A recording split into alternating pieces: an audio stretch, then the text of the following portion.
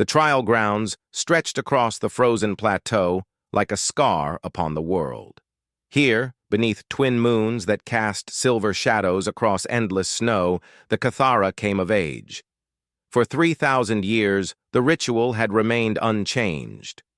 When the cubs reached their 7th cycle, the elders sent them into the cold to prove their worth. Those who survived 3 nights alone earned their clan marks. Those who didn't became lessons, whispered around warming stones. Mira Solon watched from her observation post, breath misting in the sub-zero air, as 12 small figures were led to the edge of the encampment.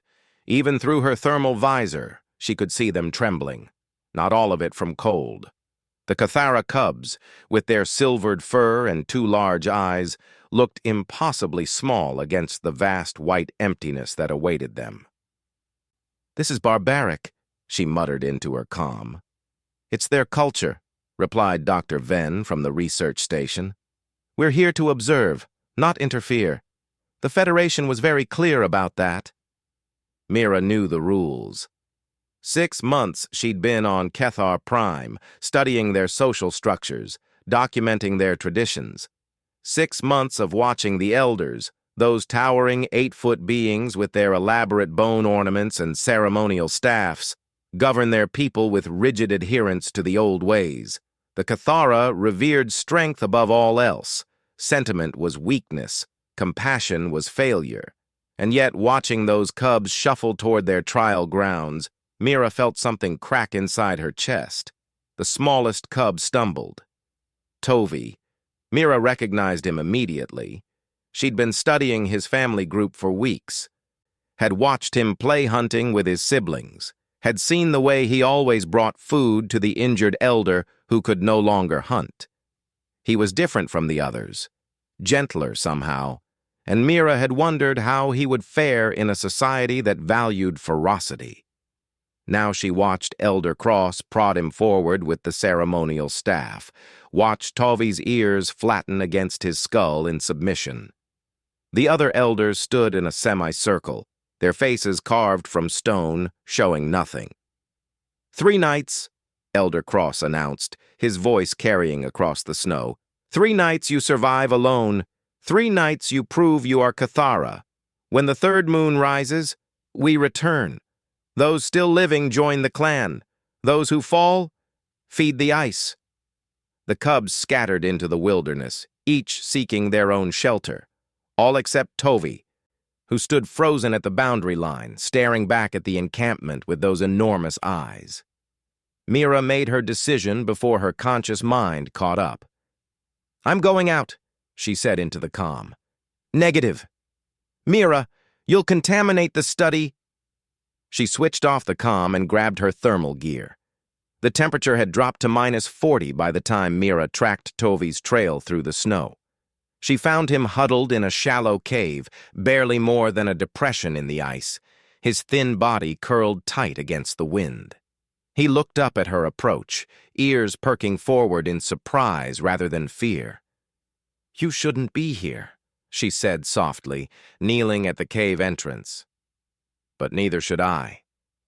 Tovi chittered something in Cathara, a language Mira had been learning but hadn't mastered. She caught the words for cold and elder and afraid. "I know," she whispered. "I know you're afraid." She shouldn't do this. Every protocol screamed against it. But protocols were written by people who'd never looked into the eyes of a child, any species, left alone to die in the cold. Mira unsealed her thermal coat and opened it wide. "Come here." Tovi hesitated only a moment before scrambling forward, pressing his small body against her chest. Mira wrapped the coat around them both and felt him shudder, not from cold now, but from relief. His fur was softer than she'd imagined, his heartbeat quick and bird-like against her ribs. "There," she murmured. "You're safe now." They sat like that as the first night descended, Mira's body heat radiating through the coat's thermal lining, keeping them both warm. Tovi eventually fell asleep, his breathing deepening, tiny paws twitching in dreams. Mira didn't sleep. She watched the cave entrance, watched the snow fall in silent sheets, and thought about humanity's place among the stars. The Federation prided itself on non-interference. Let species develop naturally, they said. Don't contaminate indigenous cultures. But Mira had traveled to 14 worlds in her career as a xenoanthropologist, and she'd learned something the Federation never quite acknowledged. Sometimes the old ways weren't sacred. They were just old. Sometimes tradition was just trauma wearing a crown. On the second night, another cub found them, then another. By the third morning, 8 of the 12 were huddled in that shallow cave, a pile of cubs sleeping warm against the human who'd refused to let them freeze. When Elder Cross arrived on the third moon to collect the survivors, he found them all alive. Every single one. It was unprecedented in Cathara history. His massive form blocked the cave entrance, those predator eyes fixing on Mira with an expression she couldn't read. The other elders gathered behind him, their staffs crackling with ceremonial energy. "Human," Cross growled, "what have you done?" Mira stood, cubs still clinging to her legs. Tavi pressed against her side, small claws gripping her pants. She met the elder's gaze and didn't flinch. "What was necessary?" she said. "You have interfered. You have violated our sacred trial." "Your sacred trial was killing your children." A dangerous silence fell. The elders shifted, staffs rising. Mira felt the cubs tremble behind her. "They were proving their strength," Cross said, each word sharp as broken ice. "They were proving their loneliness," Mira countered. "Strength isn't surviving alone. It's knowing when to ask for help. It's protecting those weaker than yourself. It's—" She looked down at Tovi, who stared up at her with absolute trust. "It's choosing compassion when cruelty would be easier. That is not the Cathara way." "Then maybe," Mira said quietly, "the Cathara way needs to change." Elder Cross stared at her for a long moment. Then, impossibly, his ears tilted forward, the Cathara expression of deep consideration. He looked past her to the cubs, all alive, all healthy, all pressed against the human who'd kept them warm.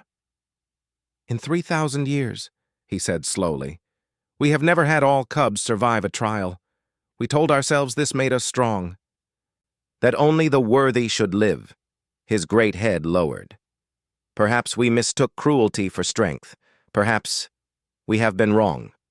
He turned to the other elders. "The human has shown us a different way. Perhaps it is time we learned what strength truly means." The cubs received their clan marks that evening, all 12 of them. And as Mira watched Tovi stand proud before his people, bearing the ceremonial paint that marked him as Cathara, she understood something fundamental about humanity's role among the stars. They weren't here to observe. They were here to remind others what they'd forgotten, that survival wasn't the highest virtue, that compassion, too, was strength, that warmth shared was better than cold endured alone.